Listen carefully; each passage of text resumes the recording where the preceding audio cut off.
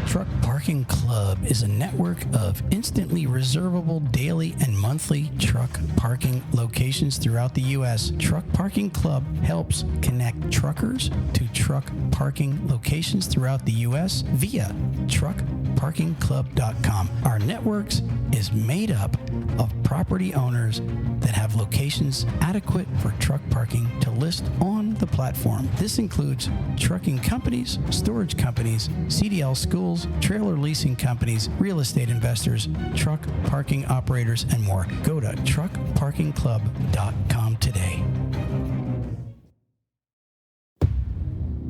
Hey drivers, are you sick of watching the other drivers bypass the weigh station while you are held up going through yourself? Well, download DriveWise today at www.drivewise.com. That's DRIVEWYZE.com, and start bypassing the scales yourself.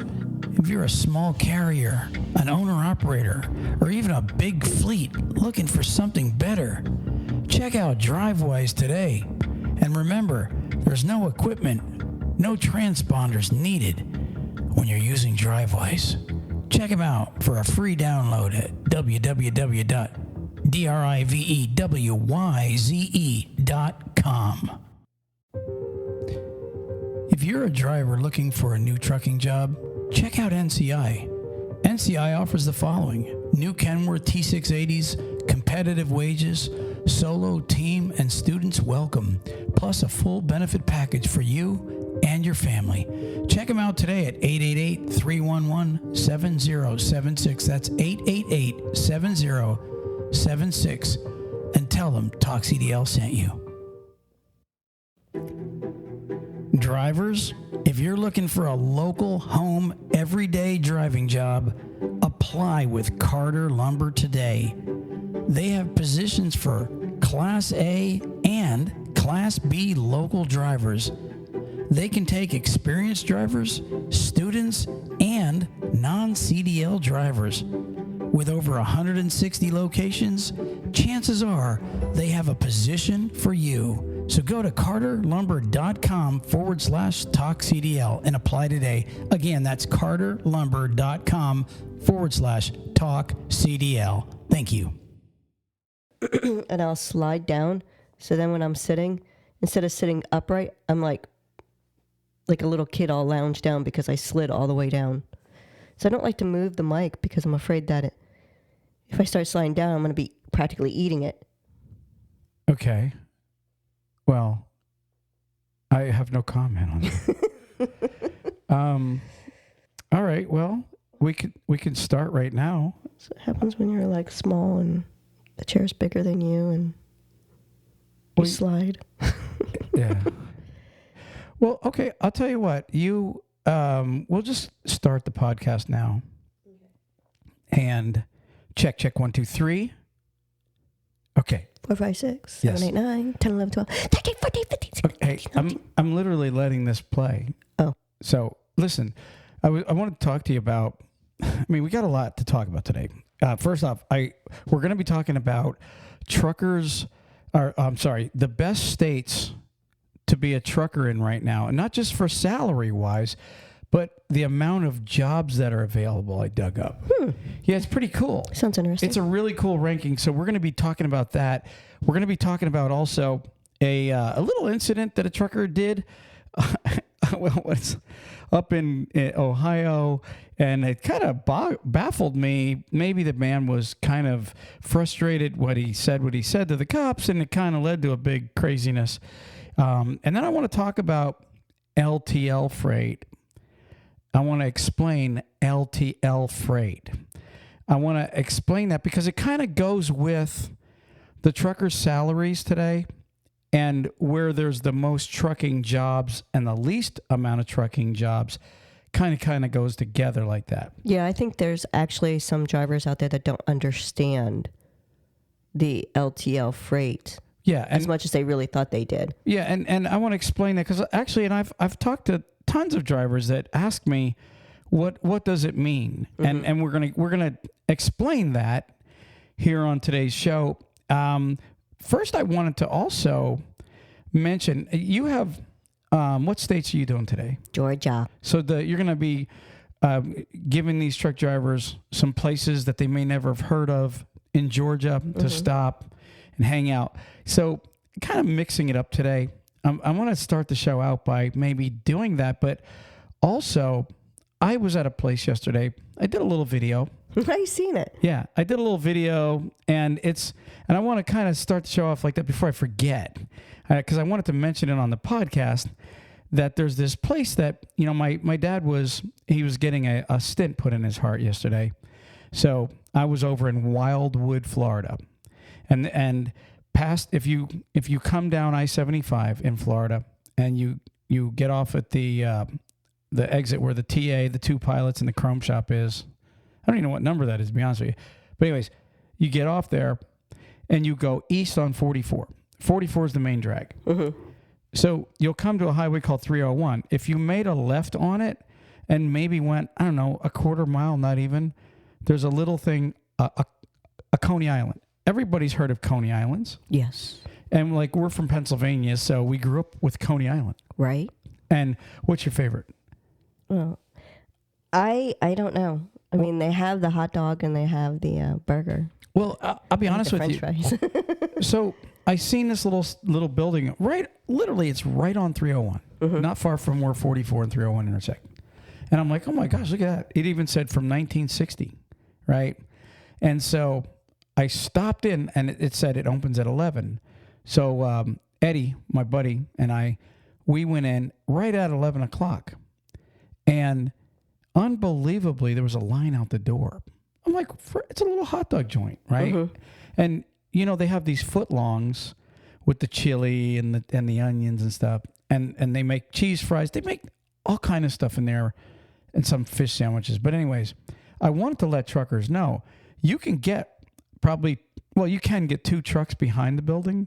And one driver wrote that he actually had parked on one of the side roads right there and walked into the Coney Island and ate. The food is absolutely fantastic.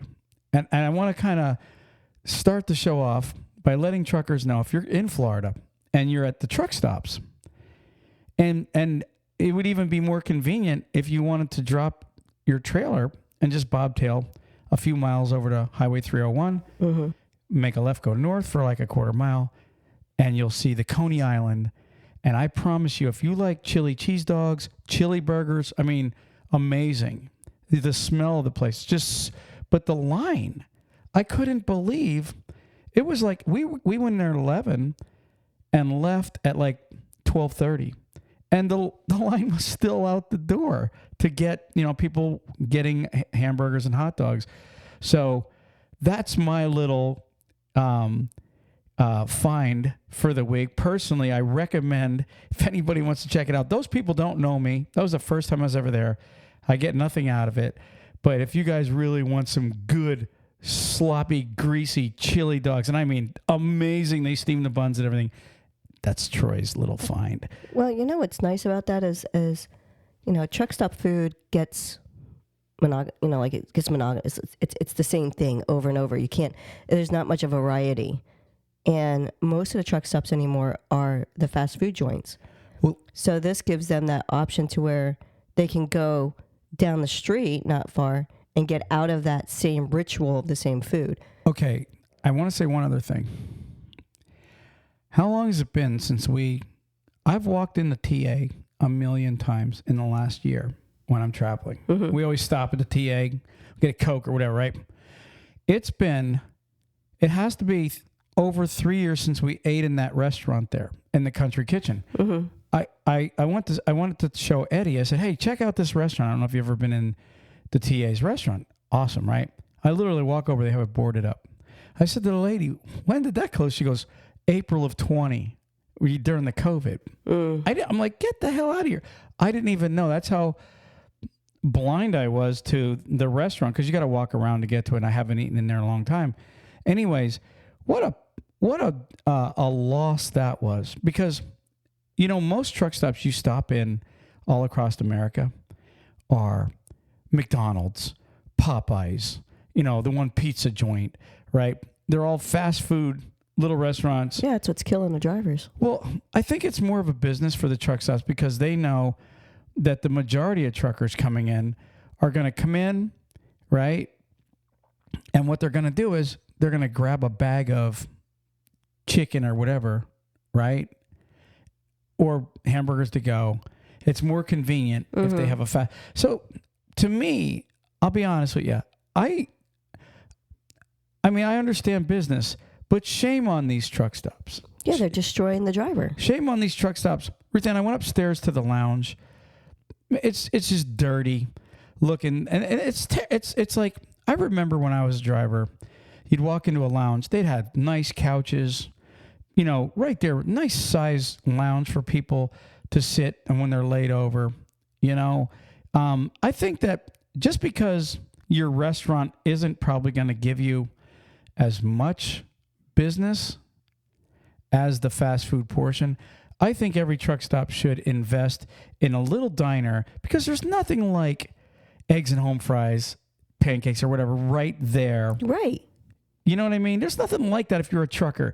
In the morning, sitting down, having a little breakfast, taking it a load off. Not just that. I mean, sometimes that's what, when we went off, when we travel, sometimes, I can't eat a lot of the different foods.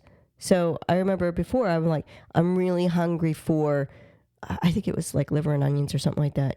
And I said, let's stop at like an iron skillet or something like that. So we had to literally search for an iron skillet. We found one, but when we found it, they didn't have that. I ended up getting pork chops or something like that. But still, that's what the drivers need. Not some McDonald's food. They need to have the home cooked meals because they're getting destroyed with their cholesterols and their high blood pressures and all that from being on the road. I mean, honestly, I'm not afraid to admit that most drivers are a little heavier than they should be because of the fact that they're not eating healthy enough on the road. And when you have that all the time and you don't have a way of we at least had storage little food containers in the refrigerator, but some drivers, they just don't go through all that. But one of the things that, to me, if you're a truck stop and you're making that kind of money, because they do, they make a crap ton of money. They sell all the diesel, they sell everything, and then they have the little convenience stores. There's a constant line, people buying stuff. So they are a money maker. They are. And now they even charge these guys for parking. Okay, a lot of them do. Disgusting. Well, to me, it's like you're looking at the trucker as a chunk of change, and I'll be honest with you, I find that insulting that a lot of your driver lounges are really falling apart and that your restaurants are going away. These are guys that live on the road. I mean, literally, think about this. If you live on the road and you want to get out of your truck, you've been driving and you've got all these miles behind you, you've been gone for a couple of weeks and you're laid over, maybe you're doing your 34 somewhere, right? Right. And all they offer is a freaking McDonald's, right? Or Pizza Hut. Right, exactly. I like Love's and all, but most of them don't have a really nice restaurant. And if I'm being honest, okay, you guys have, these commercial places have actually helped change trucking for the worst. That's my opinion. I really mean that because, like you said, first off, fast food restaurants suck. I call them rectum rockets. Gut grenades. They go in fast and they come out fast. McDonald's food is the absolute worst shitty food you can eat. I might eat a McDonald's hamburger and fries once a year, and every time I do, my gut churns. I mean that. If you're used to eating McDonald's, then you probably have built up freaking what's it called? Like an immunity? Yeah.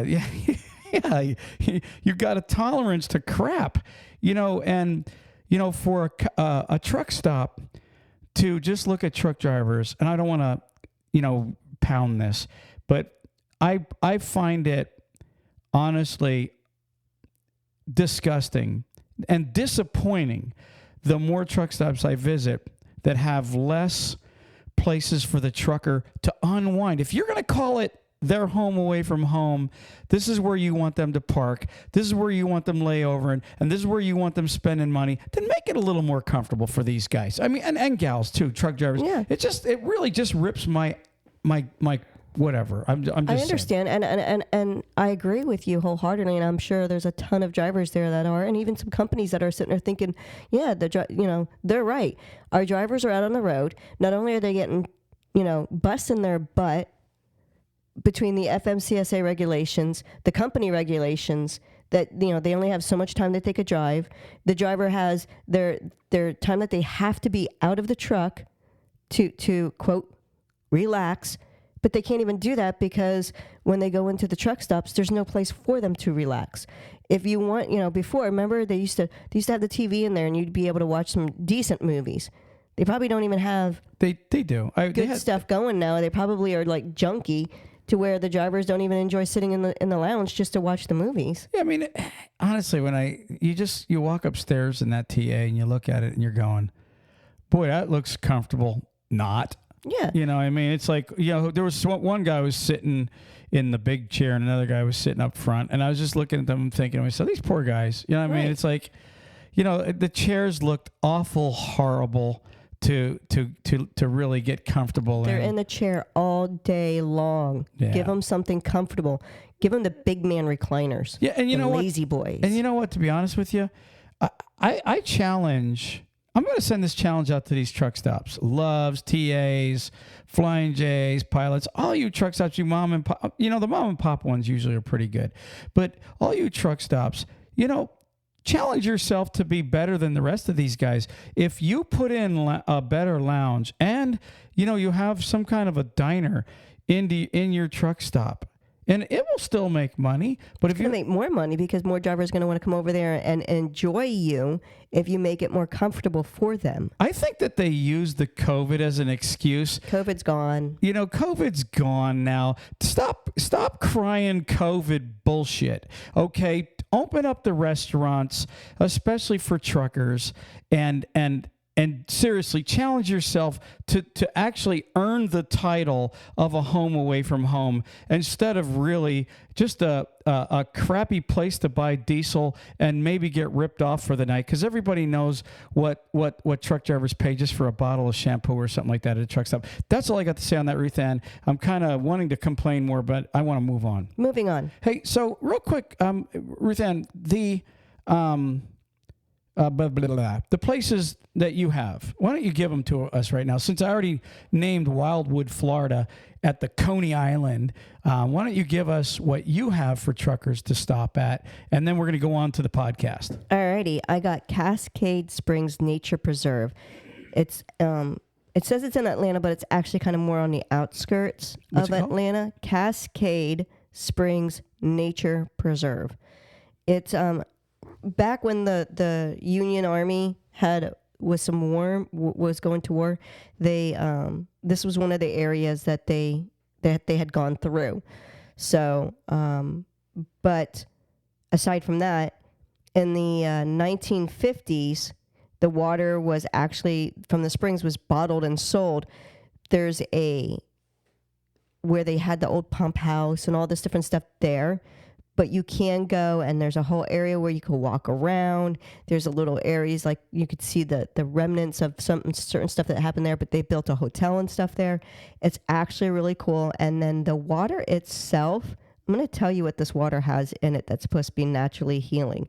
It's got silica, potassium chloride, calcium carbonate, and other minerals said to have some healing effects. So if you have the chance, go and take a little walk there, check it out. Might give you a little bit of relaxation. And what's the name of that one more time? Cascade Springs Nature Preserve. Awesome. It will be in my link for my podcast favorites. Sweet. Next one I have is the Museum of Aviation. It's in Robbins Air Force Base, Georgia. And that just has a bunch of different planes that used to be flown back in the day. And there is also... it's by Macon, by the way.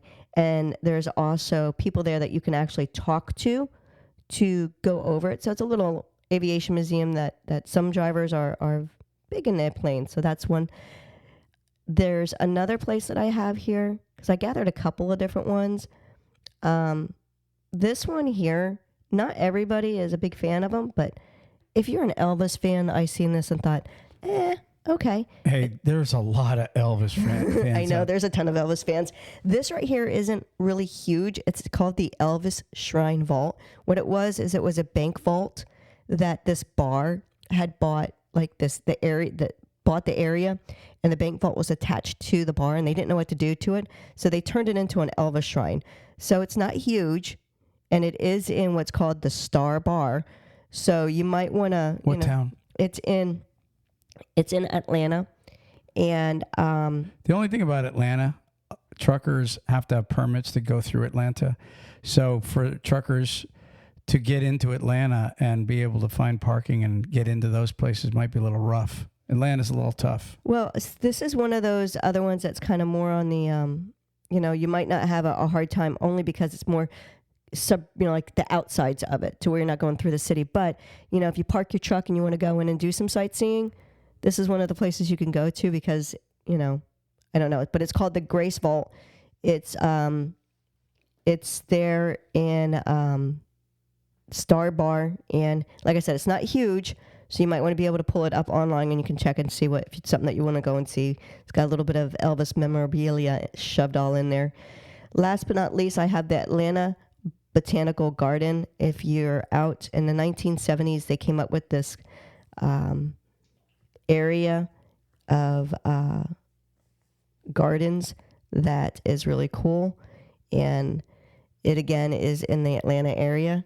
So that's not, look at a peanut museum.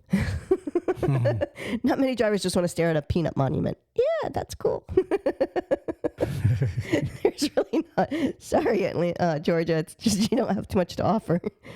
But anyways, hopefully you'll like some of those places. And let me know if there's anything that you did visit that I mentioned. Well, thank you at least for taking the time out and continuing on finding oddity places for these guys to check out. The airplane thing sounds pretty cool to me. And even the Elvis thing. You said that was in Macon.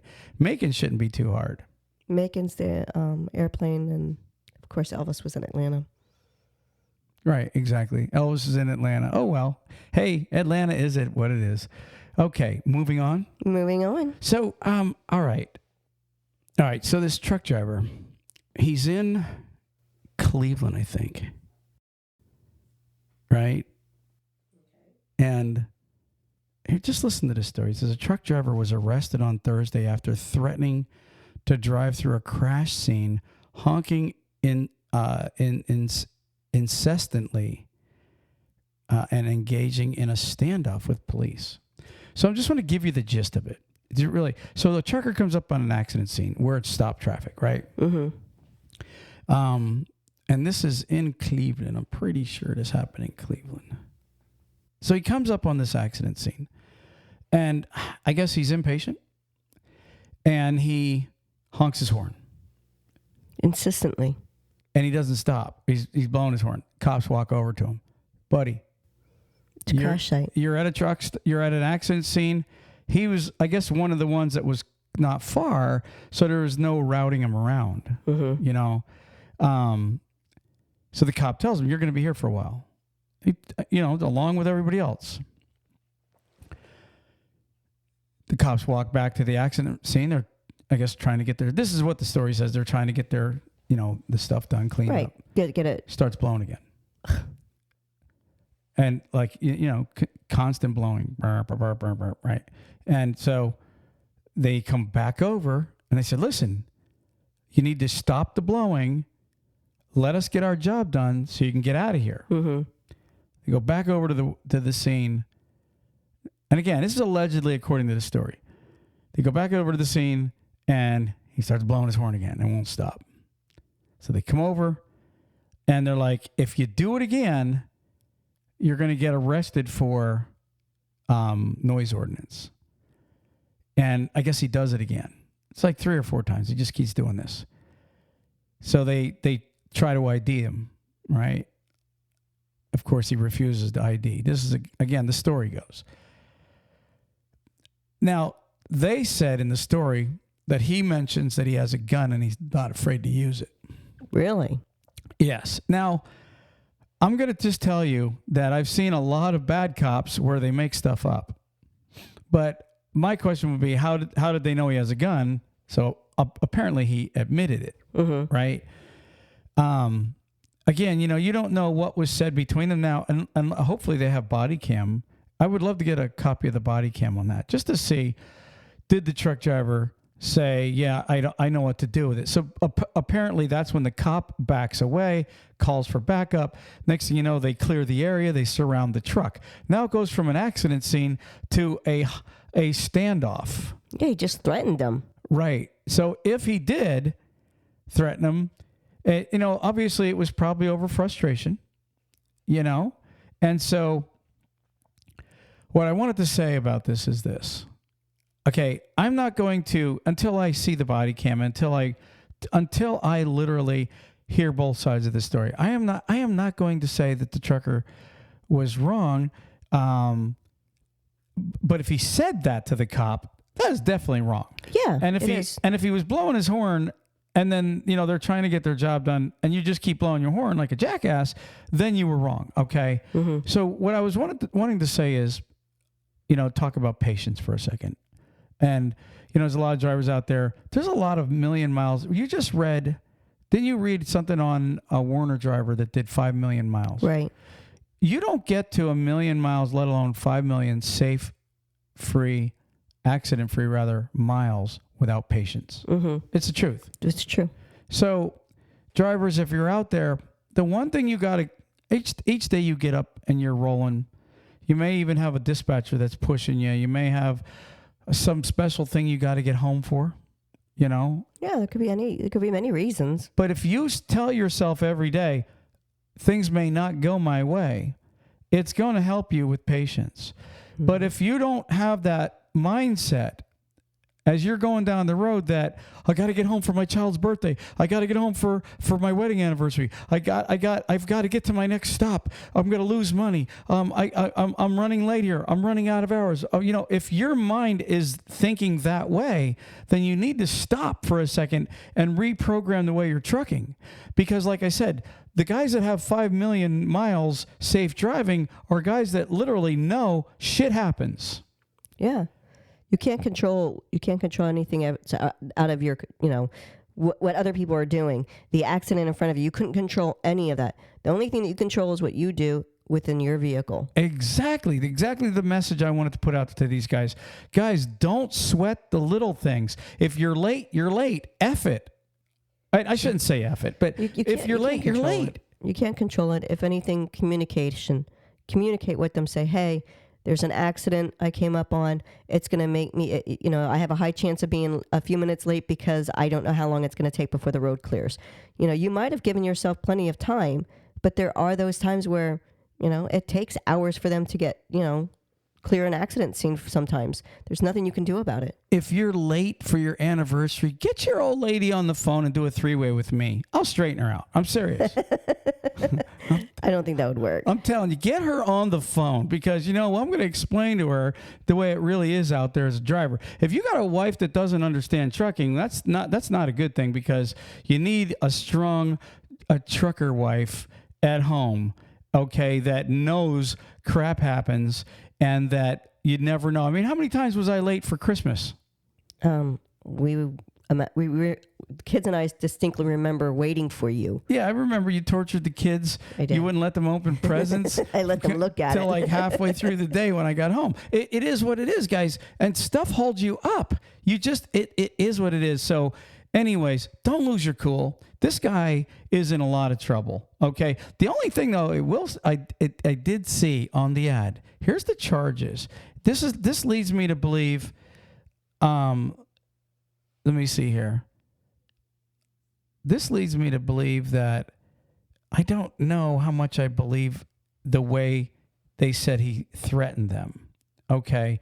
The charges that they're trying to give him, they said he was not under the influence of drugs or alcohol. Okay. So he was naturally crazy. They said his charges of resisting arrest are a Class A misdemeanor. Interference with a public duties, the accident scene, is a Class B misdemeanor.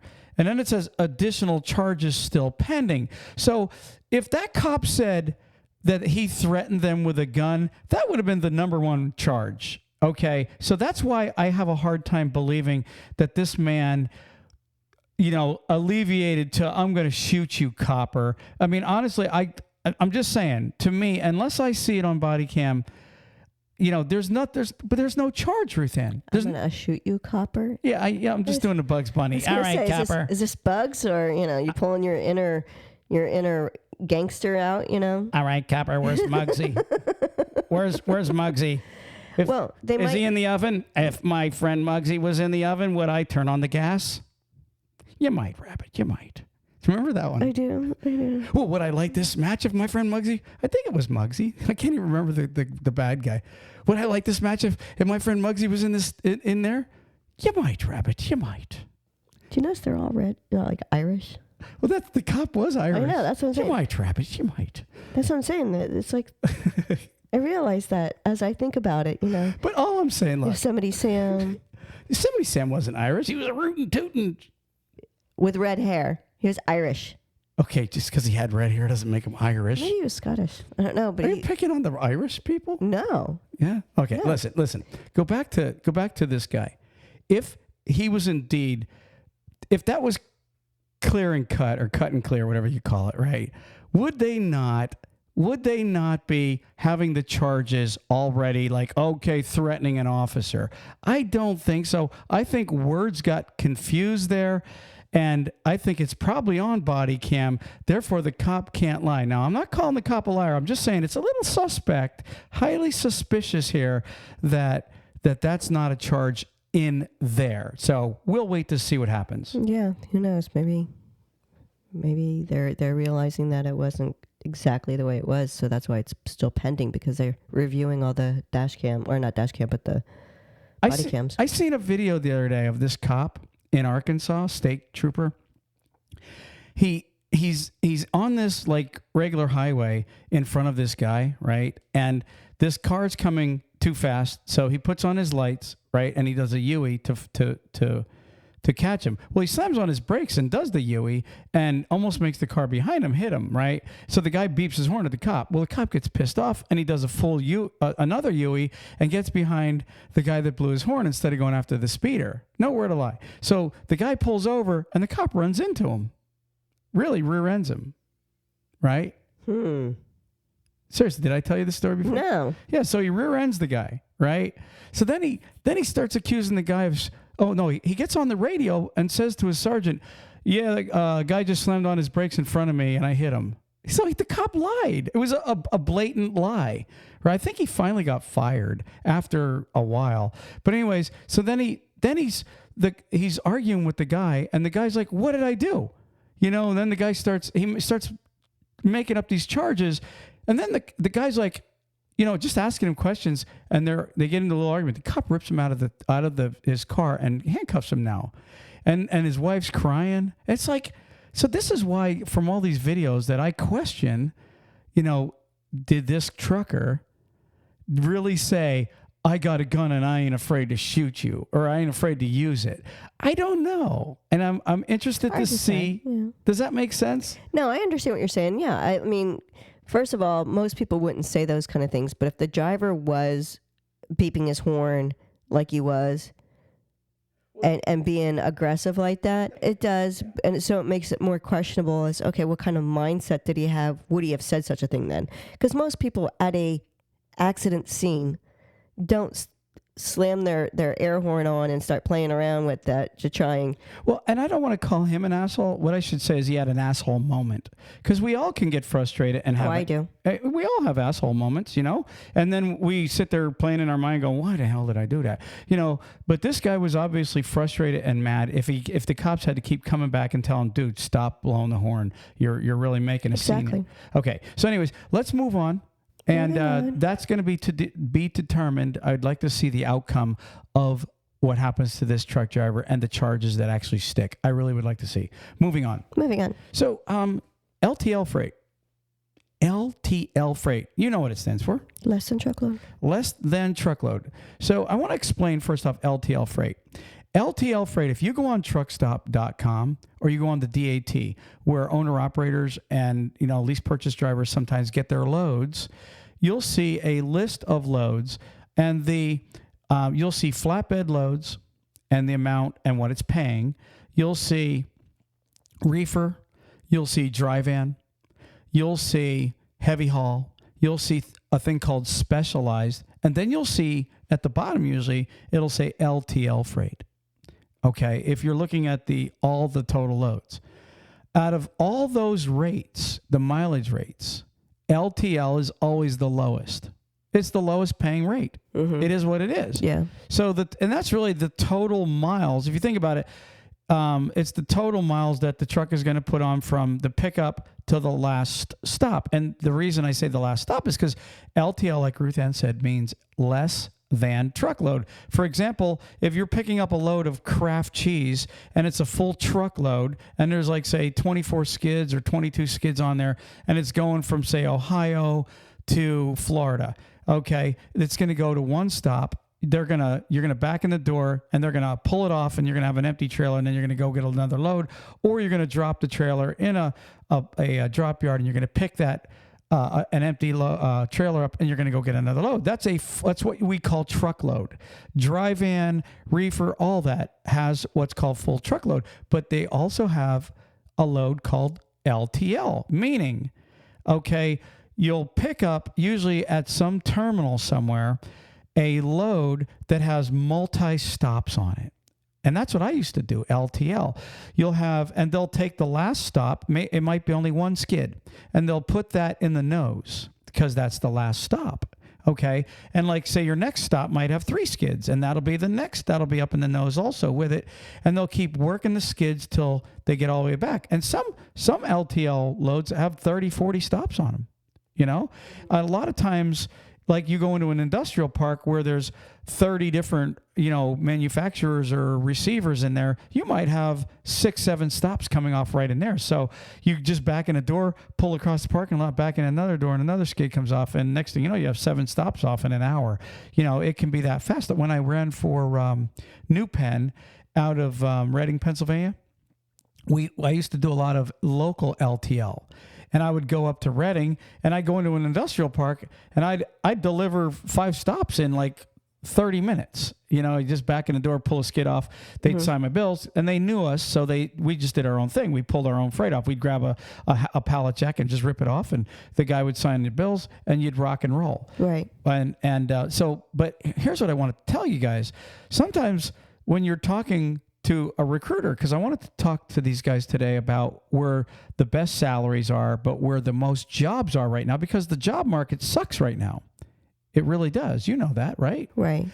So truckers right now, I'm talking to trucking companies right now that are in, say, Texas, and they have like a Texas local, and they're getting drivers calling them from California saying, hey, I'll come in and I'll work for a month and then fly home. That's how bad these guys are looking for good jobs right now. Mm-hmm. It's kind of horrible. I feel bad for these guys. Yeah. So anyways, less than truckload. When I was a trucker, my last job, everybody knows it, I've told it a million times, I was a casket hauler. Well, when I was a casket hauler, the average mileage rate for a company driver back then was 36 cents a mile to like 38 cents. That was the average good paying. And everybody out there is probably going, man, you've been a long time since you drove. And it has. I haven't driven in 25 years. Mm-hmm. Okay. So, the bottom line, but I've been in trucking, though, for the last 25 years. I just haven't driven. But I drove for many, many miles. Many years I drove. So the bottom line with it is I was getting 29 cents a mile as an LTL casket hauler. Everybody else was getting right around 36 cents. You remember that? Yeah. Okay. Well, back then, the average trucker made about $35,000 to $45,000 annually. That was what they made. Okay. And that last year that I did it, I made like right around 70. So you ask, well, how did you run less miles usually, and you got I was making on average 7 to 8 cents a mile less than the average trucker. And most guys would go, I'm not working for 8, 10 cents a mile less, but where they make their money is on stop pay and per diems and all kind of what they call accessorial. That's accessorial pay. Mm-hmm. And so what I was getting was, I can't remember exactly what I got paid, but I got X amount for per diem. But then what I got was like, it was like $35 a stop or something like that. Mm-hmm. Back then, $40 a stop. But what was really cool was I would have most of my loads had, 4 to 10 stops on it. Right? Mm-hmm. And so I would literally make about 30 to 40 grand a year more than the average trucker because I got paid for everything I do. And guys, you might look at LTL rates and go, I don't want LTL rates. Listen, the old Jevic, when those guys were running, those guys were making like $80,000 back when I was making 70, and they had 15, 20 stops on their trailer, and they were 8 cents a mile less than the average guy. You look at a lot of these LTL carriers now, right? These guys make a crap ton of money. I remember this one load when we would pick up in Chicago. We would pick up at FFE's dock. When I was doing reefer. That was before the casket hauling job. I worked for a few years for FFE for an owner operator, and mm-hmm. And we would pick up LTL in Chicago. The loader out there, he would load, anywhere from 10 to 20 stops on my trailer, and I would take it back to Pennsylvania, and I would run around Pennsylvania. And guys, let me tell you something.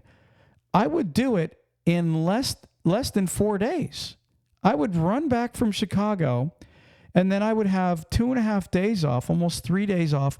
I would get unloaded 15 to 30 stops mm-hmm. in 2 days.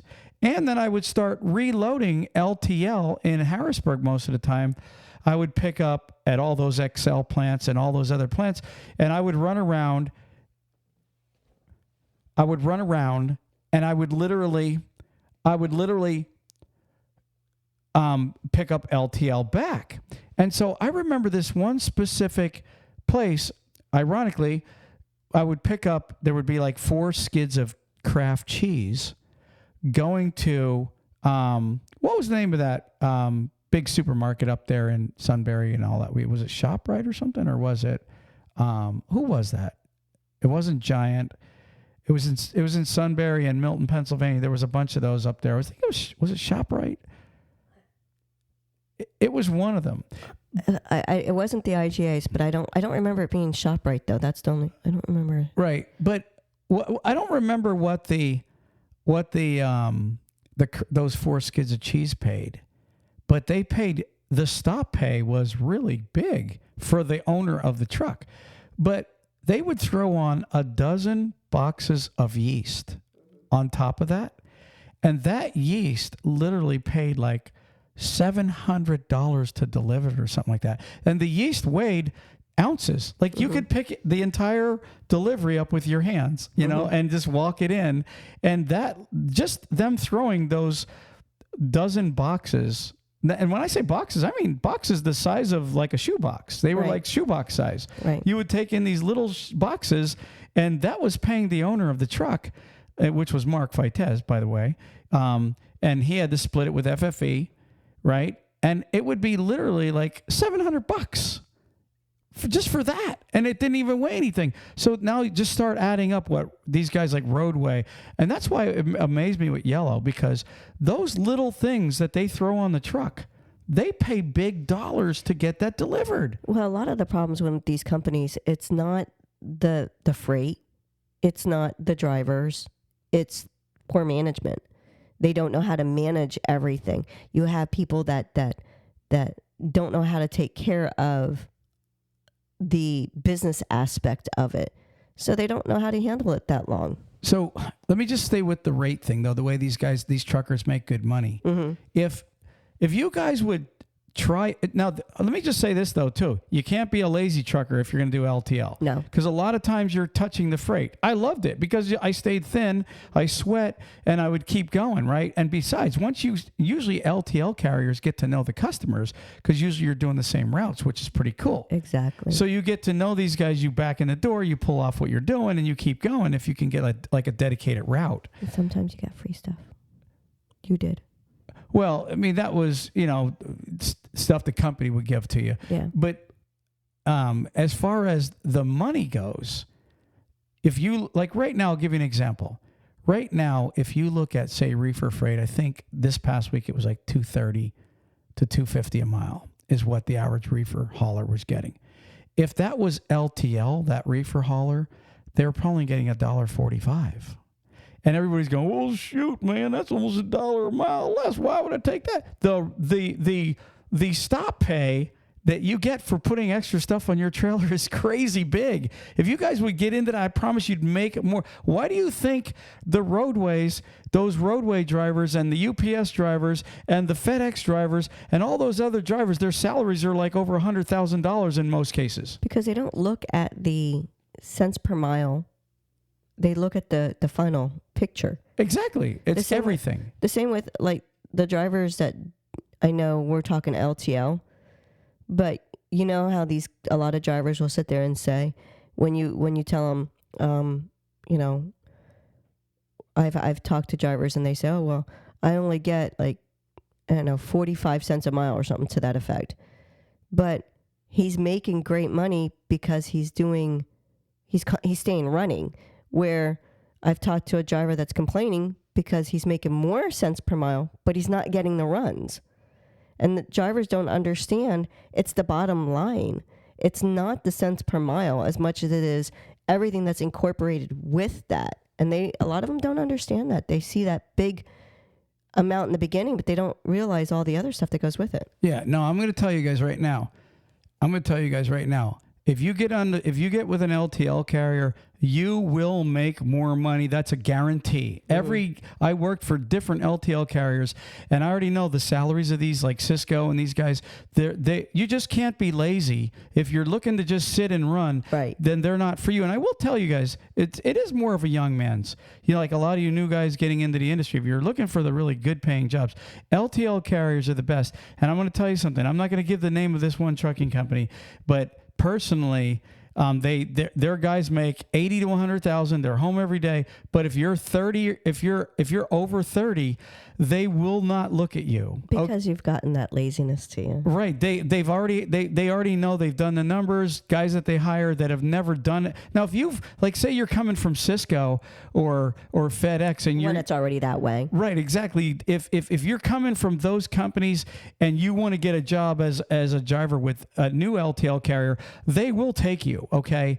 All right. I'm talking about the big ones now. I'm not going to name of this company because I don't want them going, oh, yeah, Troy, that's a lie. We're not discriminating. But they are, because I know them because I used to work with them as an agent. Mm-hmm. So I already know what their hiring process is. And they've already, I've seen them talking to their recruiter, and they will not take somebody 31 in a row. Like, they'll take somebody up to 30, you know what I mean, if they could train them. But if you got out of school and you go with this, so be careful when you do apply. And a lot of you guys, it's like a lot of these trucking companies that have a guy that's 50 or above.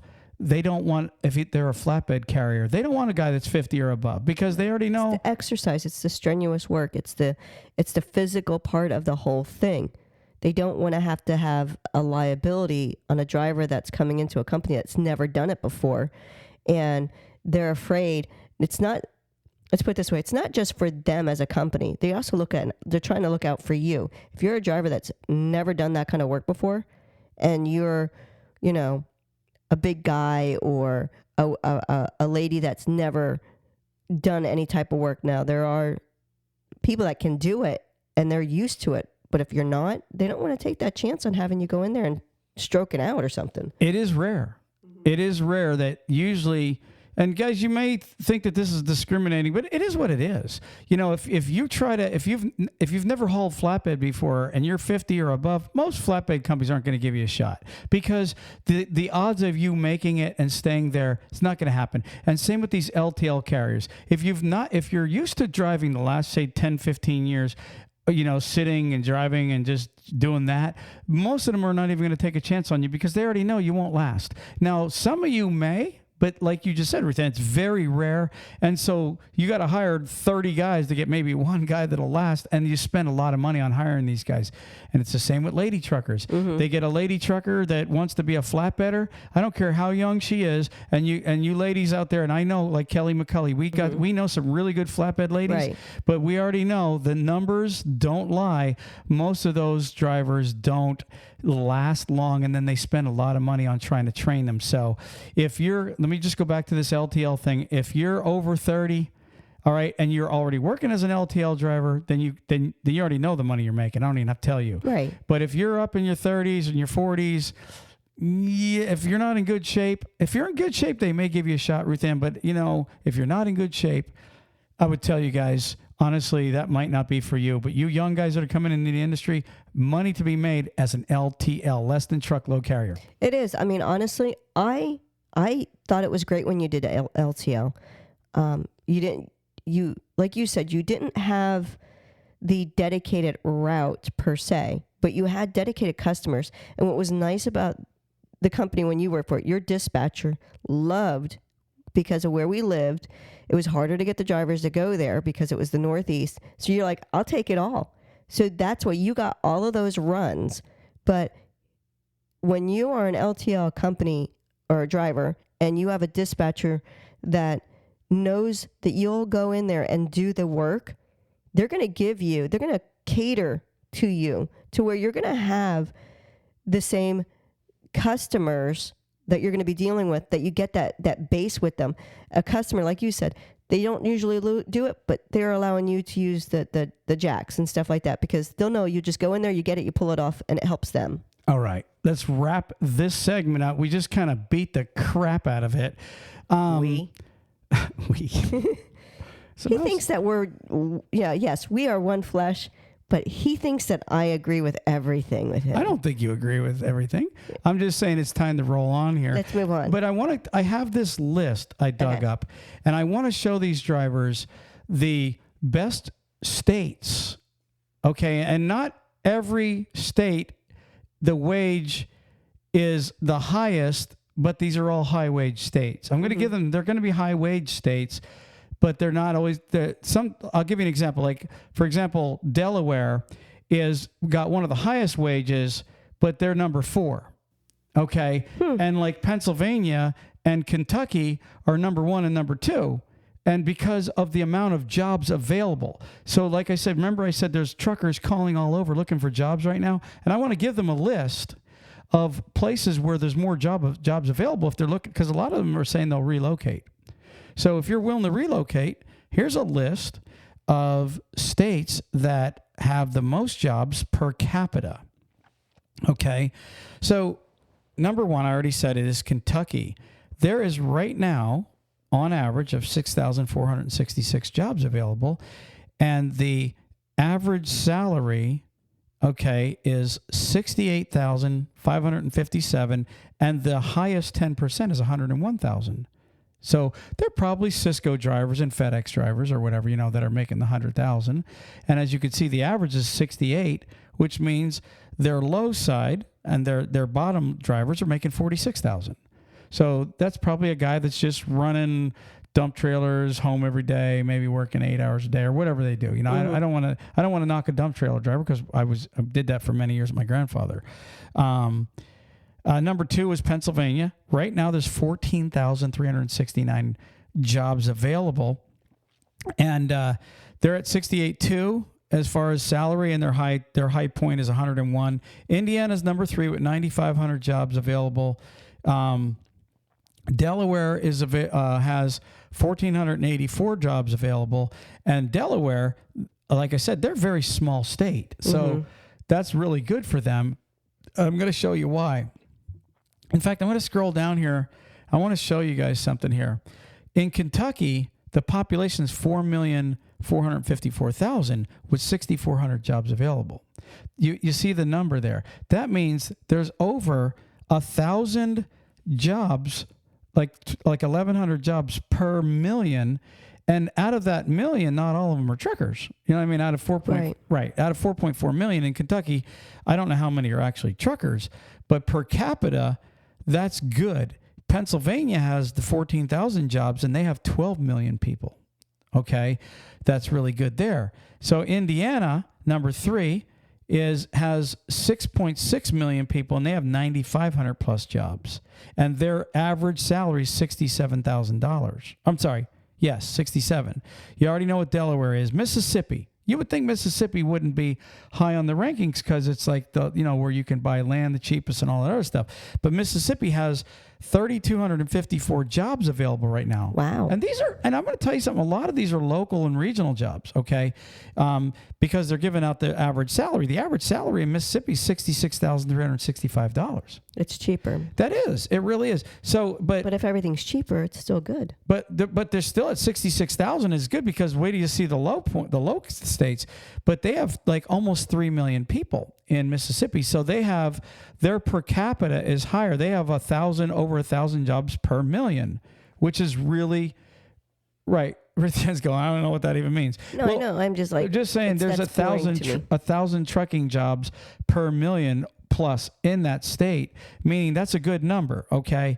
Oklahoma has the average wage in Oklahoma, $67,261. They have like around 4 million people, or 3.9, and they have 3,032 trucking jobs available right now. In Rhode Island, they have an average wage of $70,000, and that's a very tiny state, and they only have 671 trucking jobs available. But you can drive through a Rhode Island in like 5 seconds. They're so damn small. You sneeze. Exactly. Order. Wisconsin, their average wage is a little over $66,000. They have almost 6 million people, like 5.7 million, and they have 5,400 trucking jobs available. So almost an even million per 1,000. Ruth Ann's going, I'm going to fall asleep. But I'm just saying, truckers understand this.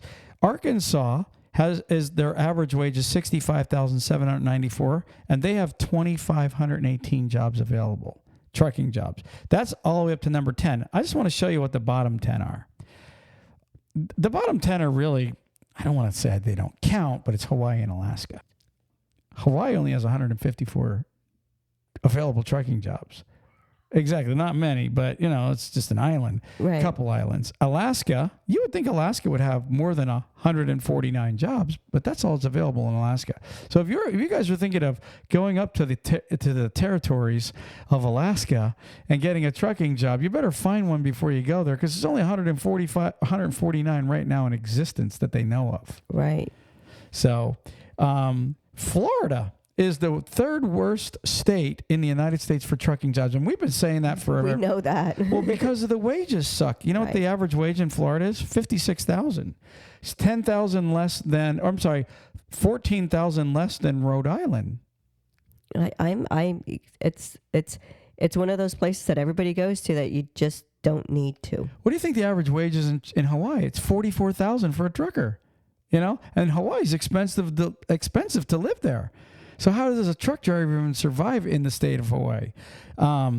Idaho is actually number 48 on the list.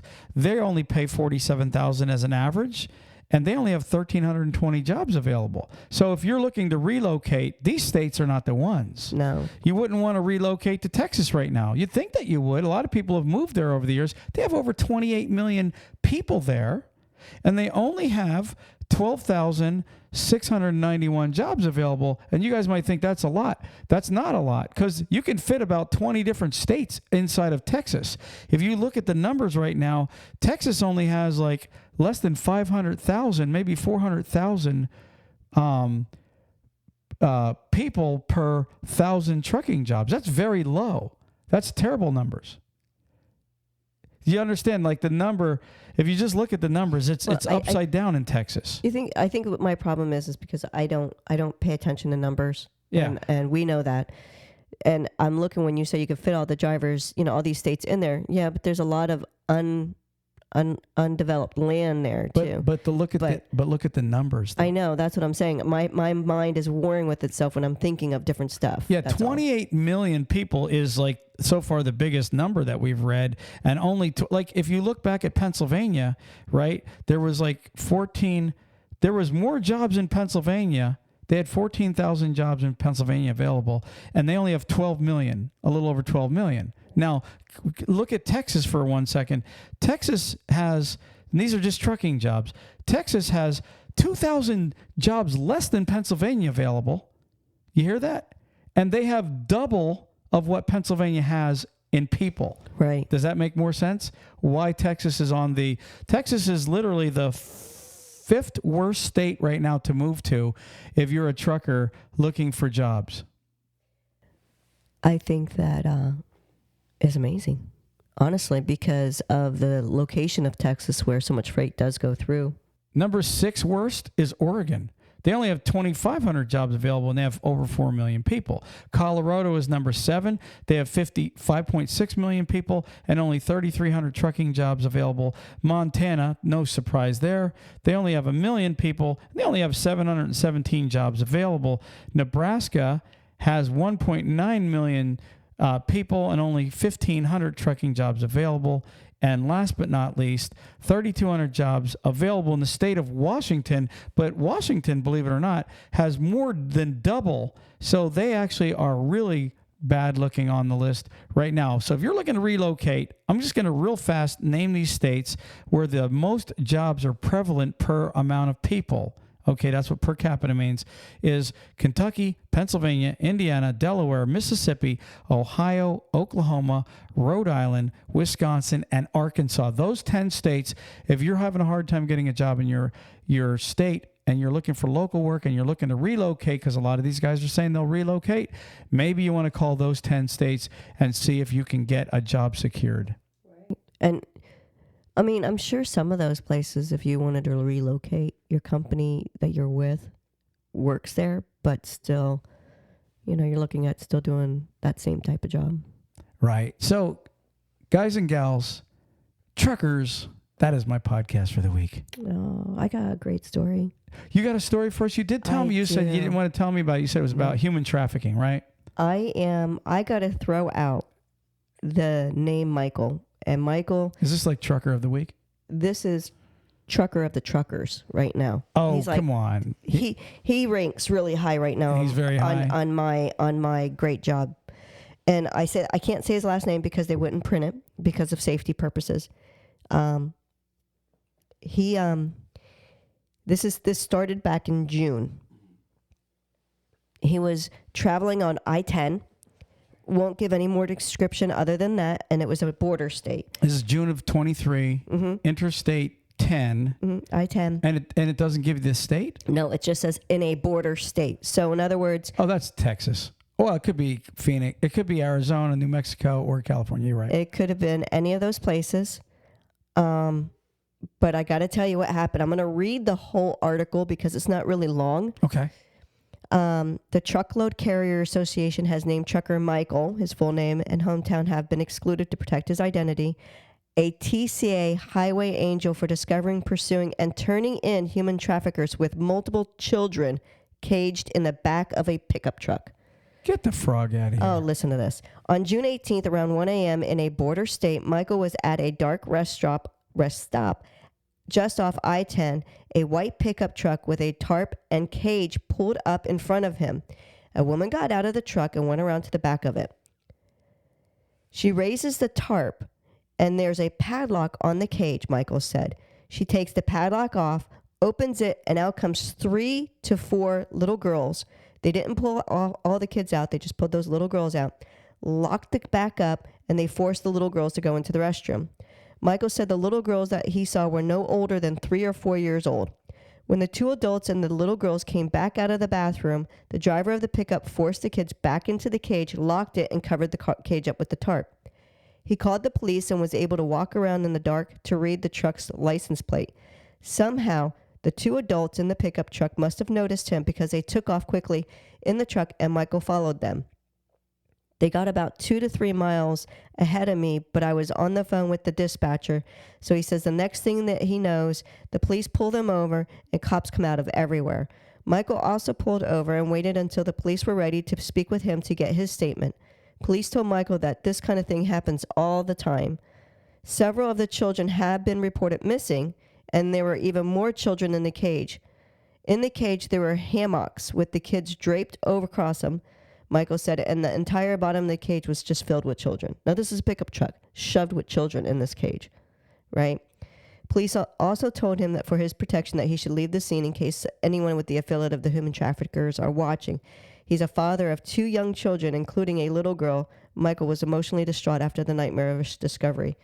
Can you imagine that? Can you imagine? I didn't even, to be honest with you, you've been talking about TAT, Truckers Against Trafficking, for the last couple of years. You promote them. We've spent some time with them at their booth in Louisville. We are big advocates for it. And I'll be honest with you. When I think of the human trafficking, I think of more like 13-year-olds up to 20-some-year-old women that they're after. And you're right. It gets much deeper than that. These skank bags. And I'm sure, there may be some listening, because there's actually some truckers that have been arrested for human trafficking, which is by far, I hope they go to prison. I hope they get life. I do. And I hope that these people get life. But it goes so much deeper than a 13-year-old girl to 20-some-year-old girls. I picture them making them be prostitutes, but when you take little kids, it's like, what these little babies just got out of diapers. My whole question is, what are they doing with these kids? Are they selling them? Are they? Obviously they're selling them, or is there that many sick, perverted, twisted bastards that want to have sex with that little age of a kid? I can't believe what humans do to each other. It's the most warped way of thinking. And I'm just going to be honest. It might not sound Christian of me, okay, because I call myself a believer. But to be honest with you, if you're found guilty beyond a reasonable doubt, beyond a shadow of doubt, I think instant death penalty. I don't, there's no purpose to keep that kind of a human being on the planet anymore. There's no recovery for them. There's no contributing at all to any society. I remember seeing an interview with this one child molester, the one that murdered the girl in California. They left him out. He told the judge, "Don't let me out. I will do it again," he said. He did say that. And he did it again. He asked to be castrated. He said, like you just said, there's no turning back. These guys, when they get that deep into them, that they're into this age, this is an age that you should be, if you're condemned, you're found guilty, literally behead them, shoot them, whatever the case is. And I'm not trying to sound cruel. I'm not trying to sound, like a big tough guy. I'm just saying, at that point, anybody that has their mind that deep into Warpville really needs to just leave the planet. There's nothing left for you. You scare everybody. Nobody will ever trust you again. Nobody's going to want you around them. You are literally exiled. You're worse than when they had Leprosy Island, and they used to take these guys and put them on an island because they were scared of them. A child pervert, people that are buying little kids or abducting little kids, you're the scariest. There's nobody scarier than that to me. They don't last in prison because of that either. But here's the thing. There's no purpose when you have a person that cannot at all come out of prison because they're not going to be able to be a upstanding citizen in society. And I'm not talking about being someone that can make a lot of money. I'm talking about just a person that is a good person in society. If you have a person that can never, ever be there, torturing them, maintaining their value of life, really does nothing. What it does is cost everybody. I don't mean to sound bad, but Get rid of them. I mean, like you said, I mean, some of them were what, in diapers, maybe even. I mean, Those children, 3 to 4 year olds, a little child that gets out of diapers is usually between the ages of 2 and 3 is when they're actually potty trained. Did it say how many kids were in there? It just said that the cage was full. Now think of a regular pickup truck. Just think of a 6 or 8 foot pickup truck. Yeah. There's a cage in there. Right. It was tall enough to where it had hammocks hanging in there so that they could put more children. So think of a child sitting on the floor, and then a hammock's above them, and it was nothing but filled with children. Think of a cat pen. Well, here's what I'm thinking, though. I mean, you start really trying to figure all this out in your head. Where did they get that many kids? It's like, where is this conspiracy of people that are gathering, and were they kids coming across the border? It said some of the children were missing. So what it was is they were stealing kids. From Mexico? It didn't say what state. These were... Well, you said it was a border state.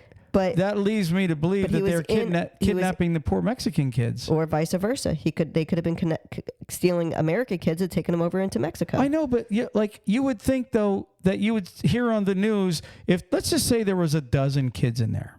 If they're that little, a dozen easy, okay, right? You would hear. I mean, if there was a dozen kids all of a sudden gone missing in one shot like that, you would think you would hear about that. You know what I'm saying? Is there that, what do they call them? Amber alerts. You would think that there'd be like all these Amber alerts going off all the time. But we only get Amber alerts for children that are missing in your area. Man, if they were doing this over a 2 or 3 state area, you're not going to know about that. I'm going to tell you what it sounds like to me. Now, I could be wrong. It sounds like there's a bunch of scumbags kidnapping these little Mexican children and abducting them and selling them to perverts here in the United States or something, because it's like, I don't know. It sounds like to me, unless there's like a lot of cover-ups going on where you're not hearing about a bunch of American kids being abducted on like this mass amount. I'm going to give you a statistic. Because he said it happens all the time, you said. Yeah. Every 40 seconds, a child goes missing or is abducted in the United States.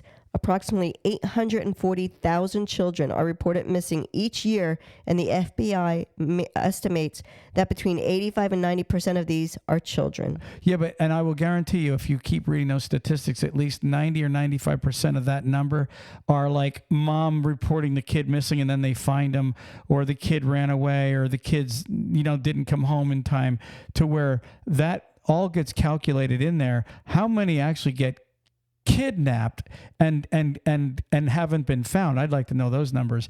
But listen, I'm not disagreeing that it could have been Americans also. I'm just saying it almost sounds like I feel bad for any country where this is going on. It's actually pretty horrible. So let's wrap this up, Ruth Ann, and maybe we'll get some more numbers on it. But wow, that's a shocking story you brought forth, and I sure hope that justice is served in this situation. You know what I'm saying? Oh, yeah. I think, Michael, great job. I thank you for paying attention and looking out for those little children. And I hope one day that you find peace and think about how great it was, a job that you did. Michael, TalkCDL salutes you. I mean that sincerely. Ruth Ann, do you have the word of the day? I do. Ductile. Ductile. Ductile? Ductile. It's spelled Ductile. When I first seen it, I was pronouncing it ductile, only because of the way it's spelled. But it is ductile. It is Latin. It's from the 14th century. But it's amazing when you think about it. If you go through and you think of the carpentry end of it, or in that end, you think of it textile, ductile. So what this is, it is of metal, and it's able to be drawn out into a thin wire. So it's a metal that you could draw into a really thin wire, like copper. Oh, okay. So like, how you could stretch copper really thin. Yeah, like they do in the extrusion plants. Mm-hmm, and you could bend it and stuff. That's basically what that means. So, but it's doing it with metal? Yeah, it's able to drawn out into a thin wire, able to deformed without losing toughness, pliable or not brittle. So the example in a sentence is, copper is quite ductile, which makes it perfect for both electrical work and jewelry. Okay, yeah, I see what it's saying now. So it's the ability to be flexible and stretched without breaking and stay strong. Okay, that's pretty cool. Ductile. Yeah. Well, I'm not ductile, so. No, you don't stretch very well. No, I don't. And you're not pliable. Hey, Ruth Ann, we're out of here. Peace. Peace. Praise the Lord.